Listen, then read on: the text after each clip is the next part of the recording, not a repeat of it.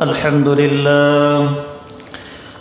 لله نحمده ونستعينه ونستغفره ونؤمن به ونتوكل عليه ونعوذ بالله من شرور أنفسنا ومن سيئات أعمالنا من يهده الله فلا مضل له ومن يضلله فلا هادي له وأشهد أن لا إله إلا الله وحده لا شريك له وأشهد أن سيدنا وحبيبنا ومولانا محمدا عبده ورسوله الذي أرسله بالحق بشيرا ونذيرا وداعيا إلى الله بإذنه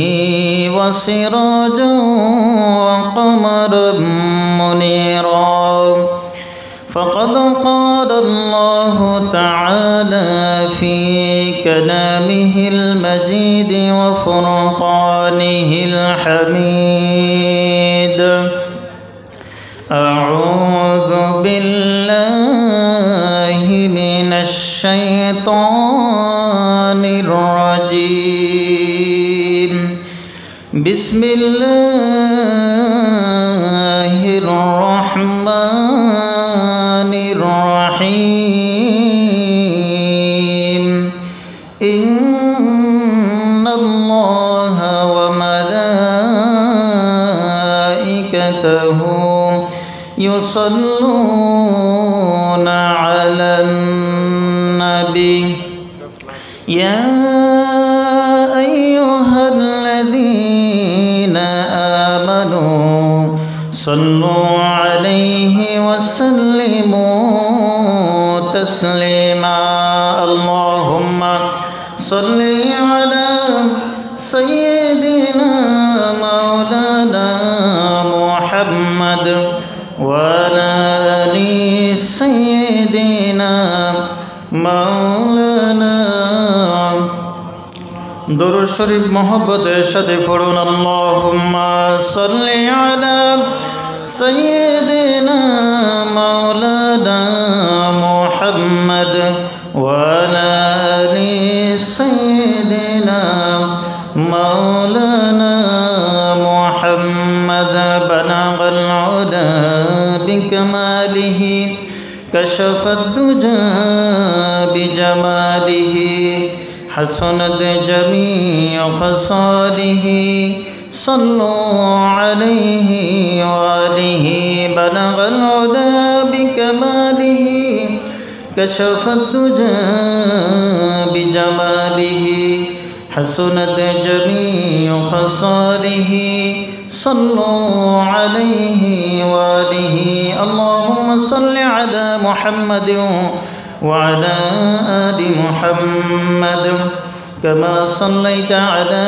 إبراهيم وعلى آل إبراهيم إنك حميد مجيد اللهم بارك على محمد وعلى آل محمد كما باركت على إبراهيم وعلى آل إبراهيم إنك حميد مجيد ঐতিহ্যবাহী ইসলামী জনকল্যাণ পরিষদের উদ্যোগে আয়োজিত 2 দিনব্যাপী তাফসীরুল কোরআন মাহফিলের প্রথম দিবসে সম্মানিত সভাপতি মঞ্চ উপবিষ্ট সম্মানিত উলামায়ে কিরাম উপস্থিত রয়েছেন ইসলামী জনকল্যাণ পরিষদের প্রতিষ্ঠাতা সভাপতি বিশিষ্ট আলেমে দ্বীন শ্রদ্ধেয় বড় ভাই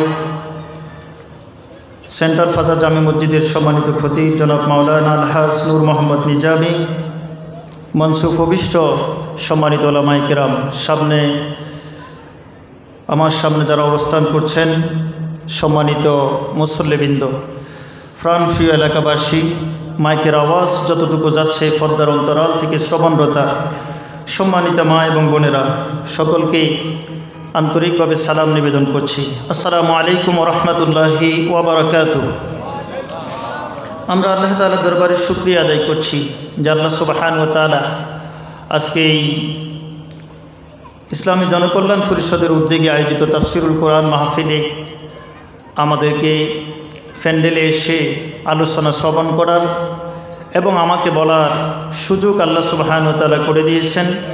সেজন্য মহামনিব রব্বুল ইজ্জাত আহকামুল হাকিমিনের দরবারে শুকরিয়া আদায় করছি। অন্তরের অন্তঃস্থল থেকে হৃদয়ের সবটুকু আবেগ ভালোবাসা উজাড় করে দিয়ে আমরা কালিমাতুশ শুকর আদায় করছি, পড়ছি আলহামদুলিল্লাহ। রাসূল করিম সাল্লাল্লাহু আলাইহি ওয়াসাল্লামের শানে দরুদ এবং সালাম পেশ করছি। শহীদদের জন্য জান্নাতের উঁচু মাকাম কামনা করছি। সম্মানিত উপস্থিতি, দীর্ঘ লম্বা প্রায় এক যুগ পরে এই মাহফিলে আমরা আসতে পেরে খুশি না বেজার? জোরে বলুন, খুশি না বেজার? এই সুযোগ যিনি করে দিয়েছেন তিনি কে? আমরা এই মাহফিলে এসেছি। এই মাহফিল থেকে আমরা আমাদের ঈমানকে তাজা করে নিয়ে যাব ইনশাআল্লাহ। কারণ যেখানে কোরআন তেলাওয়াত করা হয় সেখানে আল্লাহর রহমত বর্ষিত হয় এবং আল্লাহ তাআলা মুমিনদের ঈমানকে বৃদ্ধি করে দেয়। সুবহানাল্লাহ বলেন।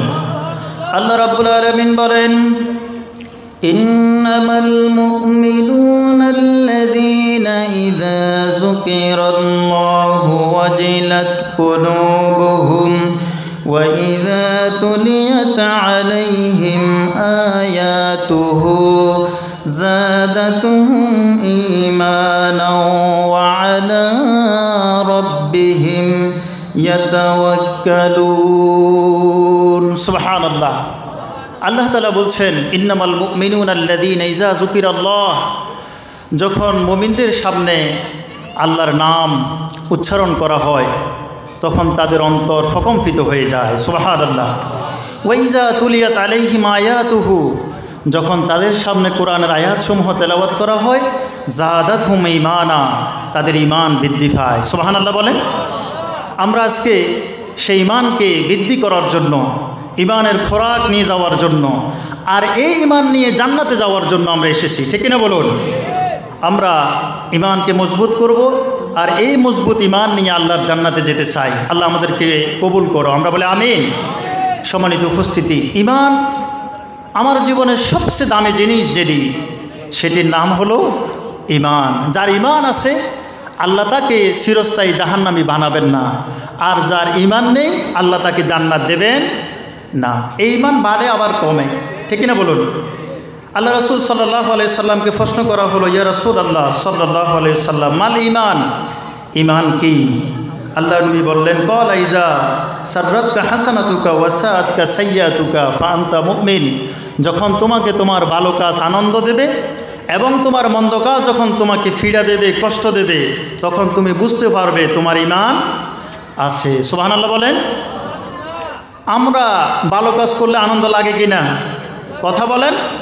ভালো কাজ করলে আনন্দ লাগে, আবার মন্দ কাজ করলে ব্যথা লাগে। যদি না লাগে, যদি কষ্ট না লাগে, অন্যায় করার পরে, জুলুম করার পরে, নির্যাতন করার পরে, মানুষের হক নষ্ট করার পরেও যদি আপনার অন্তরের ভিতরে যদি একটু ব্যথা না লাগে, কষ্ট না লাগে, বুঝতে হবে আপনার ঈমান মাঠে মারা গিয়েছে, ঠিক কিনা বলুন? এই জন্য আমরা ঈমানদার হতে চাই, এই ঈমানকে মজবুত করতে চাই এবং এই ঈমান নিয়ে আমরা জান্নাতে যেতে চাই, ঠিক কিনা বলুন? আল্লাহ আমাদেরকে খাঁটি ঈমানদার হিসেবে কবুল করো, আমরা বলি আমিন।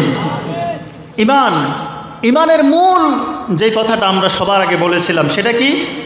আমরা বলেছিলাম লা ইলাহা ইল্লাল্লাহু মুহাম্মাদুর রাসূলুল্লাহ সাল্লাল্লাহু। এই ঈমান আনার জন্য সবার আগে আপনাকে এই কালিমাটা পড়ার দরকার আছে না নাই? আপনাকে এই কালিমা পড়তে হবে। এই কালিমাতে কি বলেছেন আল্লাহ তাআলা সেটা আমাকে বুঝতে হবে। না বুঝে শুধুমাত্র উচ্চারণ করলাম, ঈমান মজবুত হবে না। এজন্য বুঝতে হবে, বুঝে এই অনুযায়ী আমল করার চেষ্টা করার দরকার আছে না নাই? এই ঈমানের দাওয়াত দেওয়ার জন্যই যুগে যুগে হযরত আদম থেকে শুরু করে বিশ্বনবী মুহাম্মদ রাসূলুল্লাহ সাল্লাল্লাহু আলাইহি ওয়াসাল্লাম পর্যন্ত যত নবী এবং রাসূল আল্লাহ প্রেরণ করেছেন, সব নবী এবং রাসূল একই কালিমার দাওয়াত দিয়েছিলেন, ঠিক কিনা বলুন? সব নবী রাসূল দাওয়াত দিয়েছিলেন ওয়ালাকাদ বাআসনা ফি কুল্লি উম্মাতির রাসূলা আন ইবুদুল্লাহা ওয়াজতানিবুত তাগুত। সুবহানাল্লাহ। আল্লাহ তাআলা বলেন, এই পৃথিবীতে আমি যত নবী এবং রাসূল প্রেরণ করেছি, সব নবী রাসূলদের একই আওয়াজ ছিল, একই স্বর ছিল, একই আওয়াজ ছিল, আনি ইবুদুল্লাহ, ইবাদত হবে কার? জোরে বলুন, ইবাদত হবে কার? ওয়াজতানিবুত তাগুত, ইবাদত হবে আল্লাহর। আর তাগুদের রচিত যত মতবাদ রয়েছে, শয়তানের রচিত যত আইন এবং কানুন রয়েছে, শয়তানের রচিত যত অনুশাসন রয়েছে, সব অনুশাসনকে বর্জন করতে হবে। ঠিক না বলুন? সব নবী রাসূলের একই দাওয়াত ছিল, নবী রাসূলরা একই দাওয়াত দিয়েছেন। হযরত মূসা আলাইহিস সালাতু ওয়াস সালাম কালিমার দাওয়াত দিলেন, লা ইলাহা ইল্লাল্লাহ। হযরত মূসা যখন এই দাওয়াত দিলেন, ফেরাউনের মসনদ ভেঙে চুরে চূর্ণ বিচূর্ণ হয়ে গেল। ঠিক না বলুন? ফেরাউন কিন্তু আর শান্তিতে থাকতে পারে নাই। একই কালিমার দাওয়াত দিলেন হযরত ইব্রাহিম আলাইহিস সালাতু ওয়াস সালাম, তিনিও দাওয়াত দিলেন, লা ইলাহা ইল্লাল্লাহু ইব্রাহিম খলিলুল্লাহ। তিনিও দাওয়াত দিলেন। নমরুদের মসনদ ভেঙে ছুড়ে চূর্ণ বিচূর্ণ হয়ে গেল। নমরুদ কিন্তু আর ময়দানে টিকতে পারে না।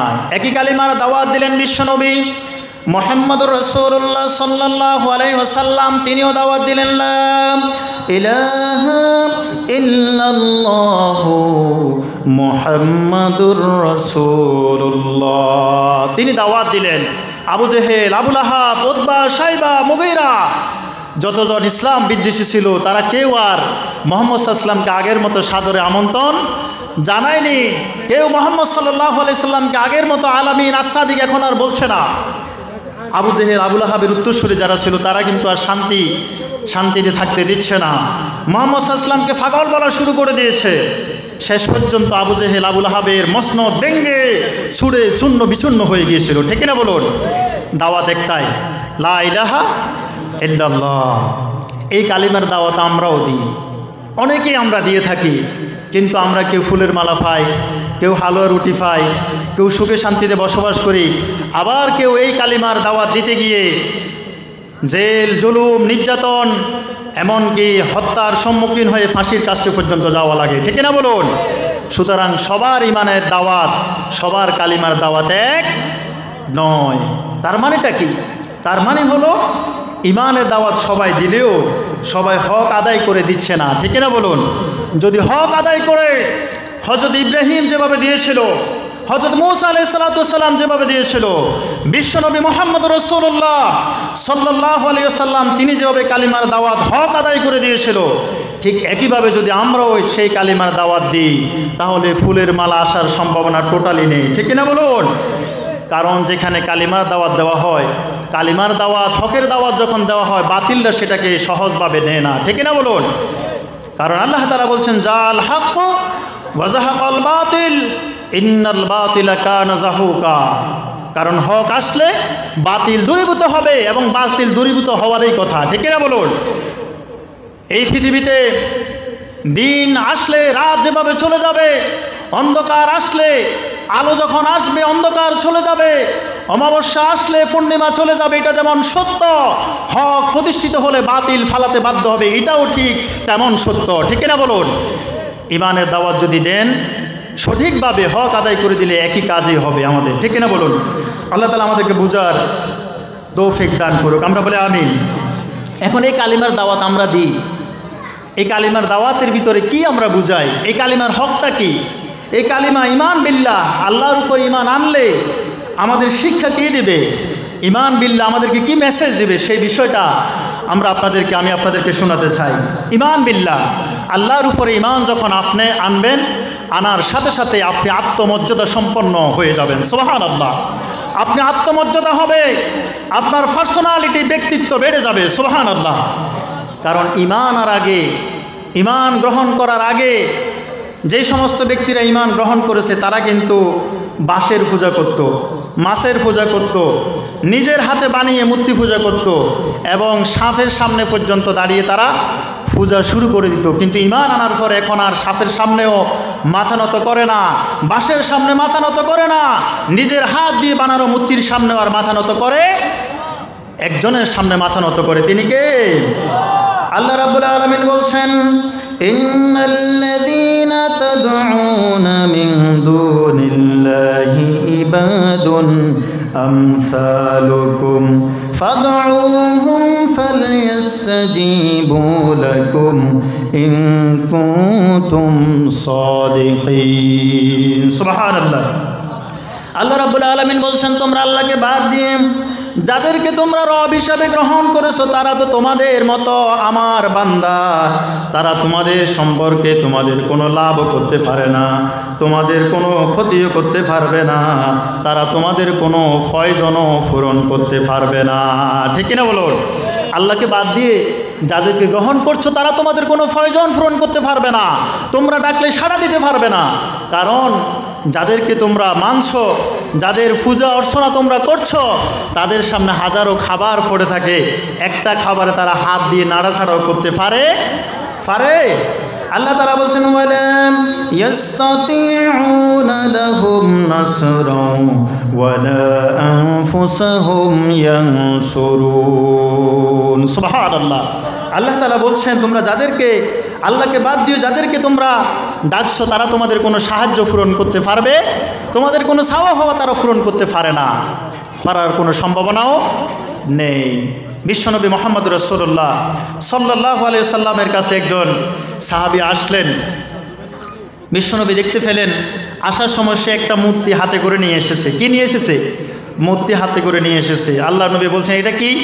সে বলল, ইয়া রাসূলুল্লাহ সাল্লাল্লাহু আলাইহি ওয়াসাল্লাম। তিনি তখন ঈমান গ্রহণ করেননি।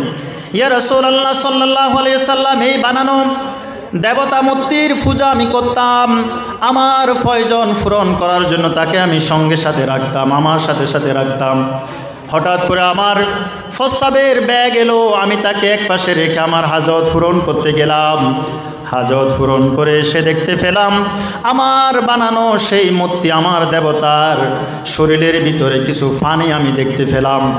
এই পানি যখন দেখতে পেলাম, দেখার পর আমি আমার দেবতার গায়ের ভিতরে যেহেতু পানি, আমি এটা রহমতের পানি মনে করে আমি ছাটা শুরু করলাম। কিন্তু যখন ছাটা শুরু করলাম, একটু পরে দেখতে পেলাম এই পানিগুলো থেকে কোনো সুগন্ধ বের হচ্ছে না, দুর্গন্ধ বের হচ্ছে। এই দুর্গন্ধ দেখার পরে আমি তখন চিন্তা করলাম, যদি দেবতার গায়ে যদি রহমতের পানি হয় তাহলে এর মধ্য থেকে নিশ্চয় সুগন্ধ বের হওয়ার কথা ছিল। যেহেতু সুগন্ধ বের হচ্ছে না, বিষয়টা কি? আমি একটু দূরে তাকিয়ে দেখলাম একটা কুকুর প্রস্রাব করেছে এবং তার প্রস্রাবের জায়গা দিয়ে কোনো পানি টপ টপ করে ফুটছে। আমি বুঝতে পারলাম আমার দেবতার গায়ে কিসের পানি, এটা নিশ্চয় কোনো রহমতের পানি নয়। আমি বুঝতে পেরে মেজাজ গরম করে এই মূর্তিটাকে এক আছাড় মারলাম। আছাড়ের সাথে ভেঙ্গে ছুড়ে তার হাত পা ভেঙ্গে ছুড়ে চূর্ণ বিচ্ছন্ন হয়ে গেল। আমি রাগ করলাম আর বললাম, বেটা তুই নিজের প্রয়োজন নিজেকে সেভ করতে পারো না, নিজের প্রয়োজন তুমি নিজে পূর্ণ করতে পারো না, তাহলে আমাকে আমার প্রয়োজন কিভাবে পূর্ণ করবে? এই কথা বলার পরে সাহাবী বলছেন, আমি বিশ্বনবীকে দেখলাম, এই বর্ণনা যখন ওনাকে দিচ্ছিলাম বিশ্বনবী হাসছিলেন, এমনকি তার দাঁতের মাড়ি পর্যন্ত দেখা গিয়েছিল। বিশ্বনবী বললেন, তুমি এখন কি চাও? সে বলল, ইয়া রাসূলুল্লাহ সাল্লাল্লাহু আলাইহি ওয়াসাল্লাম, আমি আমার ভুল বুঝতে পেরেছি, আপনি আমাকে পাঠ করে দিন লা ইলাহা ইল্লাল্লাহু মুহাম্মাদুর রাসূলুল্লাহ সাল্লাল্লাহু আলাইহি ওয়াসাল্লাম। অর্থাৎ ঈমান আনার আগে আমরা মানুষের সামনে মাথা নত করতাম, আর ঈমান আনার পরে কোনো মানুষের সামনে, কোনো ব্যক্তির সামনে, হাতের বানানো কোনো মূর্তির সামনে নয়, কেবলমাত্র শুধুমাত্র একজনের সামনে মাথা নত করি। তিনি কে? ঈমান বিল্লাহ আমাদেরকে আত্মমর্যাদা সম্পন্ন জাতিতে রূপান্তরিত করে দিয়েছে। সুবহানাল্লাহ। ঈমান আনার পরে আমরা আমাদের প্রয়োজন পূরণের জন্য আর কারো কাছে মাথা নত করি না। রাসূল করিম সাল্লাল্লাহু আলাইহি ওয়াসাল্লাম আমাদেরকে যে শিক্ষা দিয়েছেন, এই শিক্ষা আমরা গ্রহণ করতে যেন পারি। আল্লাহ আমাদেরকে তৌফিক দাও, আমরা বলি আমিন। এই যে আমরা রিজিকের জন্য ডাকি কাকে? জোরে বলুন, কাকে? রিজিকের জন্য, প্রয়োজন পূরণের জন্য আমরা ডাকি আমাদের রব আল্লাহ সুবহানাহু ওয়া তাআলাকে আমরা ডাকি। দেখুন, ঈমান আনার আগে মানুষ রিজিকের জন্য ওই যে বিভিন্ন হাতে বানানো মূর্তির সামনে মাথা নত করতো, আর ঈমান আনার পরে সে রিজিকের জন্য আর কারো কাছে মাথা নত করে? রিজিকের জন্য একজনের কাছে মাথা নত করে, তিনি কে? কারণ সে জানে সমস্ত ক্ষমতার উৎস একমাত্র কে? জবাব সবাই বলুন, কে? যদিও আমরা মাঝে মাঝে বলি সমস্ত ক্ষমতার উৎস জনগণ, আছে না নাই? আল্লাহ তাআলা বলছেন আন্নাল কুওয়াতা লিল্লাহি জামিয়া, সমস্ত ক্ষমতার উৎস হচ্ছে কেবলমাত্র শুধুমাত্র একজন, তিনি কে? আল্লাহ তাআলা। আল্লাহ তাআলা বলছেন লিল্লাহি মা ফিস সামাওয়াতি ওয়া মা ফিল আরদ, আসমান এবং জমিনের একচ্ছত্র মালিকানা যার, তিনি হলেন আল্লাহ। সুবহানাল্লাহ। অর্থাৎ শক্তির উৎস হিসাবে আমরা কেবলমাত্র আল্লাহ সুবহানাহু ওয়া তাআলাকে মানি, অর্থাৎ আর কারো সামনে আমরা মাথা নত করি না। কারণ আমরা জানি আল্লাহ তাআলার কোরআনে আমাদেরকে বলেছেন ওয়াল্লাহুল গনি ওয়া আনতুমুল ফুকারা, কেবলমাত্র ধনীকে, সবাই বলেন ধনীকে, আর আমরা সবাই হলাম ফকিরের বংশধর, ঠিক না বলুন? আমরা সবাই ফকির। এজন্য বিশ্বনবী মুহাম্মদুর রাসূলুল্লাহ সাল্লাল্লাহু আলাইহি ওয়াসাল্লামকে আল্লাহ তাআলা লক্ষ্য করে বলছেন ওয়া ইয়ামসাসকাল্লাহু বিদুররিন ফালা কাশিফা লাহু ইল্লা হু ওয়া ইয়ামসাসকা বিখাইরিন ফাহুয়া আলা কুল্লি শাইইন কাদির। হে নবী, ওয়া ইয়ামসাসকাল্লাহু বিদুররিন ফালা কাশিফা লাহু ইল্লা হু, আল্লাহ যদি আপনার কোনো অমঙ্গল করতে চান পৃথিবীর কেউ আপনার মঙ্গল করতে পারবে, আর আল্লাহ যদি আপনার ভালো করতে চান পৃথিবীর কেউ, তাম বিশ্বের সবাই যদি এক হয়ে যায়, সবাই মিলেও আপনার কোনো ক্ষতি করতে পারবে না। ভালো এবং মন্দ একজনের হাতে, তিনি কে? আমরা যখন ঈমান এনেছিলাম তখন আমরা একই কথাই বলেছিলাম, খায়রিহি ওয়া শাররিহি মিনাল্লাহি তাআলা। ঈমান বিল্লাহ আমাদেরকে সেটাই শিক্ষা দেয় যে আমাদের ভালো এবং মন্দের একজন মালিক, তিনি কে? ভালো এবং মন্দের জন্য আমরা কোনো ফকিরের কাছে, কোনো দরবেশের কাছে, কোনো নেতার কাছে, কোনো পীর সাহেবের কাছে আমরা মাথা নত করতে বাধ্য নই, ঠিক না বলুন? এজন্য ঈমান যখন আনবো আমরা আত্মমর্যাদা সম্পন্ন হয়ে যাব, কোনো ব্যক্তির কাছে আমরা মাথা নত করব না। রিজিকের জন্য আমরা মাঝে মাঝে মাথা নত করে ফেলি, কারণ আমরা চিন্তা করি এই মসজিদের খতিবগিরি যদি চলে যায় অন্য কোথাও পাবো কি না, ইমামতি যদি চলে যায় আমি কোথাও ইমামতি পাবো কি না, এই চাকরি যদি চলে যায় আমার কোথাও কোনো সমস্যা হবে কি না, এই চিন্তায় রিজিকের ভয়ে আমরা মাঝে মাঝে মানুষের সামনে পর্যন্ত মাথা নত করে ফেলি, ঠিক না বলুন? মসজিদের ইমাম সাহেব সভাপতির কাছে মাথা নত করে, সেক্রেটারির কাছে মাথা নত করে, এত চিন্তা করার কোনো সুযোগ নেই। ঈমান যদি থাকে মানুষের সামনে আপনার মাথা নত হবে না, ঠিক না বলুন? এক মসজিদ চলে গিয়েছে তো কি হয়েছে, আল্লাহ তাআলা শত শত মসজিদ আপনার সামনে এনে হাজির করে দেবেন, ঠিক না বলুন? এজন্য রিজিকের জন্য আমরা ডাকবো কাকে? আল্লাহ রাব্বুল আলামিন বলছেন ইন্নাল্লাহা হুয়ার রাজ্জাকু যুল কুওয়াতিল মাতিন। সুবহানাল্লাহ। নিশ্চয় সমস্ত মাখলুক সবার রিজিক, এই বিশ্ব জগতে যত সৃষ্টি রয়েছে সবার রিজিকের ব্যবস্থা যিনি করেন তিনি কে? আল্লাহ তাআলা বলছেন ওয়া মা মিন দাব্বাতিন ফিল আরদি ইল্লা আলাল্লাহি রিজকুহা ওয়া ইয়ালামু মুস্তাকাররাহা ওয়া মুস্তাওদাআহা কুল্লুন ফি কিতাবিম মুবিন। সুবহানাল্লাহ। এই বিশ্বজগতে যত সৃষ্টি রয়েছে সবার রিজিকের ব্যবস্থা যিনি করেন তিনি কে? এই পৃথিবীতে সবার রিজিকের ব্যবস্থা আল্লাহ করেন। আপনি কোথায় খাবেন, কোথায় গিয়ে আপনার রিজিক থাকবে, জলে এবং স্থলে, এই বিশ্বজগতে আল্লাহর যত সৃষ্টি রয়েছে সব সৃষ্টির রিজিকের ব্যবস্থা আসমানেই হয়, জমিনে কিন্তু হয় না, ঠিক না বলুন? আসমান থেকে আল্লাহ তাআলা রিজিকের বরাদ্দ করেন। সুতরাং রিজিকের জন্য আমরা কোনো ব্যক্তির কাছে, কোনো মানুষের সামনে মাথা নত করব না। এটাই হলো ঈমানের শিক্ষা। এটা কিসের শিক্ষা? ঈমানের শিক্ষা। ঈমান বিল্লাহ আমাদেরকে এই শিক্ষাগুলো দিয়ে থাকে। ঈমান বিল্লাহ আমাদেরকে শিক্ষা দেয় আমরা নিরহংকার হব, কখনো অহংকার করব না, ঠিক না বলুন? এটা ঈমানের শিক্ষা। এই ইমানের শিক্ষা যদি আমরা গ্রহণ করতে পারি জীবন পরিবর্তন হয়ে যাবে, ঠিক না বলুন? আমরা আমাদেরকে ইমান বিল্লাহ আমাদেরকে নিরহংকার বানায়। আল্লাহ তাআলা বলছেন وهو القاهر فوق عباده وهو الحكيم الخبير। কারণ আল্লাহ তাআলা বলছেন ওয়াহুয়াল কাহিরু ফাওকা ইবাদি, তিনি নিজেদের বান্দাদের উপরে পূর্ণ ক্ষমতা যিনি রাখেন তিনি কে? এই বিশ্বজগতে আল্লাহর যত সৃষ্টি রয়েছে সবার উপরে আল্লাহ তাআলা ক্ষমতা রাখেন। এজন্য আল্লাহ তাআলা বলছেন ইয়া মা'শারাল জিন্নি ওয়াল ইনসি ইন ইসতাতা'তুম আন তানফুযু মিন আকতারিস সামাওয়াতি ওয়াল আরদি ফানফুযু লা তানফুযুনা ইল্লা বিসুলতান। সুবহানাল্লাহ। আল্লাহ তাআলা বলছেন ইয়া মা'শারাল জিন্নি ওয়াল ইনস, হে মানব জাতি এবং জিন জাতি, পৃথিবীর আকাশ মণ্ডলীর এই পরিসীমা পার হয়ে যদি তোমরা কোথাও যেতে চাও তাহলে তোমরা যাওয়ার জন্য আমি অনুমতি দিয়েছি, তবে তোমরা যেতে পারবে না।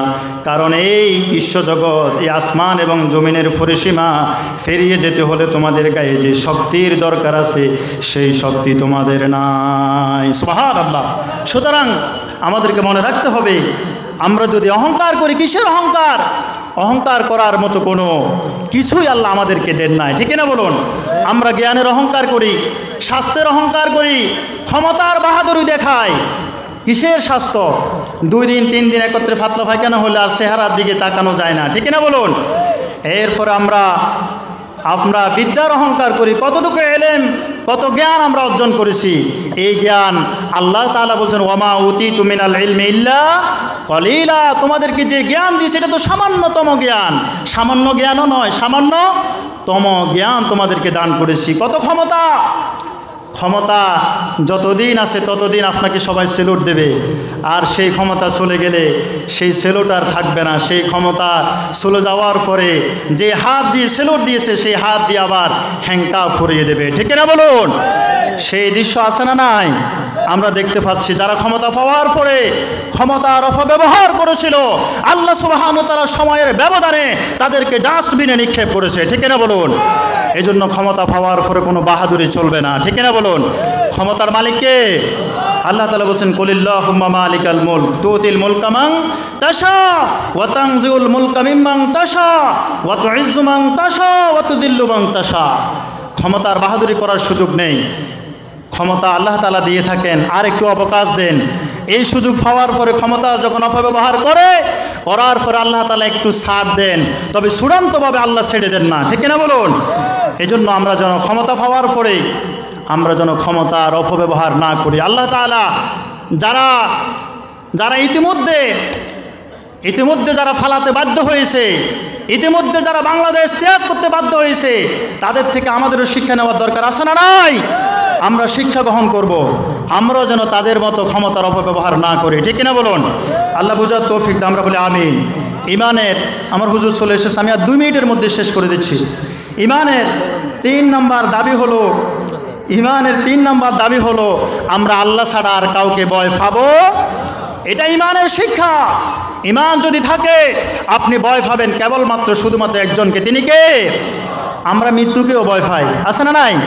আমরা মৃত্যুকে ভয় পাই, মৃত্যুর ভয়ে আমরা কত কিছুই না করি। আল্লাহ তাআলা বলছেন কুল ইন্নাল মাউতাল্লাযীনা তাফিরুনা, আল্লাহ তাআলা বলছেন তোমরা মৃত্যুকে তোমরা ভয় করো। মৃত্যুর জন্য তোমরা যেখানে ফালাও না কেন মৃত্যু তোমাদেরকে আলিঙ্গন করবে, মৃত্যু থেকে ফালানোর কোনো সুযোগ পাবে না, ঠিক না বলুন? মৃত্যু থেকে যতই ফালানোর চেষ্টা করি না কেন মৃত্যু কিন্তু ফাইন না মোলাকাতুকুম, মৃত্যু আমাদের সামনের দিক থেকে মোলাকাত করবে, ঠিক না বলুন? এই জন্য মৃত্যুর ভয় মুমিনের মধ্যে থাকতে পারে না। মুমিনরা আল্লাহকে ভয় করবে, মৃত্যুকে ভয় করবে না। এই পৃথিবীতে সবচেয়ে শ্রেষ্ঠ মানুষ তিনি হলেন বিশ্বনবী মুহাম্মদ রাসূলুল্লাহ সাল্লাল্লাহু আলাইহি সাল্লাম। তারও মৃত্যু হয়েছে নাকি হয় নাই? আল্লাহ তাআলা বলছেন ইন্নাকা মাইতুন ওয়া ইন্নাহুম মাইতুন। হে নবী, আপনার মৃত্যু হয়েছে আর সবার মৃত্যু হবে।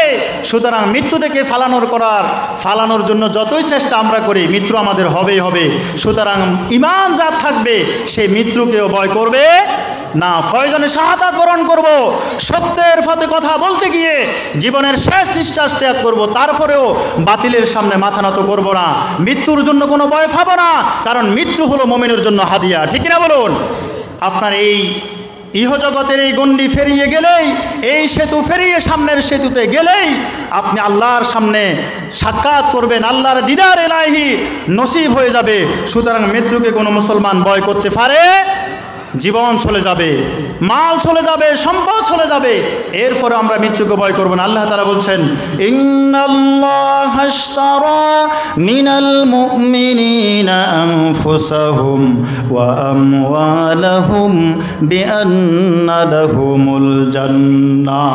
আল্লাহ তাআলা মুমিনের কাছ থেকে জান এবং মাল কিনে নিয়েছেন, আর বিনিময়ে আল্লাহ জান্নাত দিয়ে দিয়েছেন। সুবহানাল্লাহ বলুন। কার কাছ থেকে? মুমিনের কাছ থেকে। জিনিস কয়টি? দুইটা। একটা হলো জান আর একটা হলো মাল। প্রথমে আল্লাহ তাআলা মালের কথা বললেন, মাল সব নিয়ে নিল। মাল নিয়ে গিয়ে চুরি ধরলো আর কি, ডাকাতে ধরলো। আপনার শরীরের যত কাপড় চোপড় টাকা পয়সা যা আছে সব নিয়ে গেল। নিয়ে যাওয়ার পর চিন্তা করলো এর তো রাখা যাবে না, এবার তার একটা ফ্যাটের ভিতরে ছুরি মেরে শেষ করে দিই। একটু আগে গেল মাল, একটু পরে গেল জান। আছে কি? কথা বলেন, আছে কিছু? আল্লাহ তাআলা এই দুর্বল জায়গা আঘাত করলেন আর বললেন, ইন্নাল্লাহা আশতারা মিনাল মুমিনিনা আনফুসাহুম ওয়া আমওয়ালাহুম বিআন্না লাহুমুল জান্নাহ। জান্নাত আল্লাহ দেবেন, মুমিনদেরকে দেবেন, তবে সবার কাছ থেকে আল্লাহ কিনবেন না। কিনবেন কার কাছ থেকে? মুমিনের কাছ থেকে। জান এবং মালের মালিক আল্লাহ। কিছুদিনের জন্য আল্লাহ তাআলা আপনার কাছে এটা আমানত রেখেছেন। এই আমানত যদি সঠিকভাবে ব্যবহার করতে পারেন, বিনিময়ে জান্নাত পাবেন। আর যদি আমানতের সঠিক ব্যবহার করতে না পারেন, তাহলে বিনিময়ে জান্নাত পাওয়া যাবে না। কারণ আল্লাহ তাআলা জান এবং মাল আপনার কাছ থেকে কিনবেও না। এই জন্য আমরা যেন আল্লাহর কাছে জান এবং মালকে বিক্রি করে জান্নাত যেন লাভ করতে পারি। আল্লাহ সুবহানাহু ওয়া তাআলা আমাদেরকে তৌফিক দান করুক। আমরা বলি আমিন।